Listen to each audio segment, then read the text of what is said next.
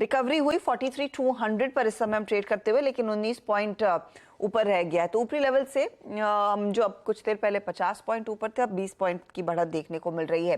लेकिन PSU bank index आपकी screen पर लेकर आएंगे, वहां पर ज्यादा दबाव बनता दिखाई दे रहा है, क्योंकि बैंकों की ऐसा लग रहा है कि मुश्किलें बढ़ सकती हैं। अनुमानित लोन घाटे की प्रोविजनिंग के लिए रिजर्व बैंक जल्द कुछ नियम लेकर आ सकता है, जहां पर एक्सपेक्टेड क्रेडिट लॉस के नियमों में बदलाव होने के आसार बनते दिखाई दे रहे हैं और इसका इम्पैक्ट आएगा, उसकी आंच पड़ेगी। कुछ रिफ्लेक्शन आज देखने को मिला है, जैसे हम कुछ देर पहले कैनरा बैंक भी मेंशन कर रहे थे, वहां पर कल से ही पोजीशंस अनवाइंड होती हुई ऑफ कोर्स दिखाई दी, वो बैन में है, आज फिर करीब 1% की तरफ फिसल रहा है। एग्जैक्टली क्या बदलाव आएगा, क्या इम्पैक्ट रहेगा, उस पर बात करते हैं। यतिन ने इनफैक्ट वो काफी डिटेल में वो रिपोर्ट पढ़ ली है। यतिन बताइए, किस तरह का असर ये पड़ता हुआ दिखाई देगा अगर ये नियम बदलता है?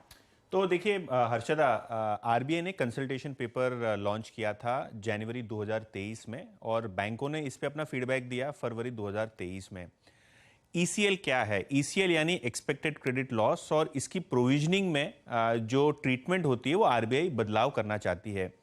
अभी क्या होता है कि अगर कोई एसेट या कोई कस्टमर आपको 90 दिन तक पैसे नहीं देता तो उसको आप एनपीए घोषित करते हैं और जैसे वो एनपीए हो जाता है उस पर आप रिक्विजिट प्रोविजनिंग लेते हैं।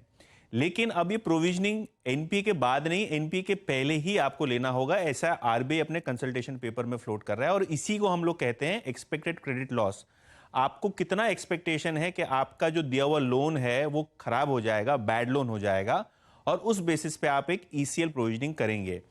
जो सुझाव है और जो एनालिस्ट लोगों को जानकारी मिल रही है बैंकों से, वो ये मिल रही है कि 1% से लेके 2.5% के बीच में लोन बुक का आपको ईसीएल प्रोविजनिंग करना होगा। तो जो बाद में लोडिंग होती थी, अब ये फ्रंट लोडिंग हो जाएगी प्रोविजनिंग की। और क्योंकि आपकी बैलेंस शीट छोटी होगी या अगर आप एक कमजोर बैंक है, छोटे बैंक है, तो आपको ये अपफ्रंट प्रोविजनिंग की वजह से प्रॉफिट पे असर होगा, आपके नेटवर्थ पे असर होगा। कितना होगा? मॉर्गन स्टैनली और सीएलएसए के हिसाब से नेटवर्थ का 5 से 20% के बीच में इंडियन बैंकिंग यूनिवर्सों को ईसीएल लागू होने पे इंपैक्ट आ सकता है, सबसे पहली बात। दूसरी बात, क्योंकि आप इतना प्रोविजनिंग कर रहे हैं पहले से ही, तो आपकी कैपिटल रिक्वायरमेंट्स भी बढ़ जाएंगी। इसका मतलब ये है 2-3 सालों में आपको फंड रेज भी करना होगा, इक्विटी डाइल्यूशन भी करना होगा, उसके कारण भी आपको ये अर्निंग्स जो है डाइल्यूट हो सकती है।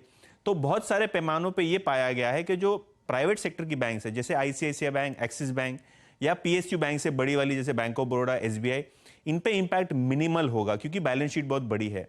लेकिन जैसे पीएनबी है, कैनरा बैंक है, जिनकी बैलेंस शीट छोटी है और ईसीएल के प्रोविजन इनको ज्यादा करने पड़ेंगे, तो इन पे सबसे ज्यादा असर होगा। और शायद इसीलिए आज मॉर्गन स्टैनली ने दोनों ही स्टॉक्स के टारगेट काटे हैं। पीएनबी को डाउनग्रेड किया है, टारगेट 55 से काट के 50 कर दिया है, और कैनरा बैंक का भी टारगेट 10% से ज्यादा इन्होंने काटा है। तो ईसीएल नॉर्म्स कब लागू होते हैं हमको पता नहीं, लेकिन आरबीआई की खासियत है अगर वो कंसल्टेशन पेपर फ्लोट करते हैं, और ये ग्लोबल स्टैंडर्ड प्रैक्टिस है, ऐसा नहीं है कि कुछ नया आरबीआई कह रहा है करने के लिए। यूएस में ईसीएल प्रोविजनिंग होती है, बड़े बड़े देशों में ईसीएल प्रोविजनिंग होती है। तो ये कहना कि लागू नहीं होगा, सरकार इसके पक्ष में नहीं है, बहुत सारे लोग इस पे स्टोरीज कर रहे हैं। ये बहुत फनी है क्योंकि आरबीआई जो है एक प्रोएक्टिव रेगुलेटर है, और ये जो ईसीएल नॉर्म है ये ग्लोबल स्टैंडर्ड प्रैक्टिस है, और शायद बैंकों को मौका दिया जाएगा।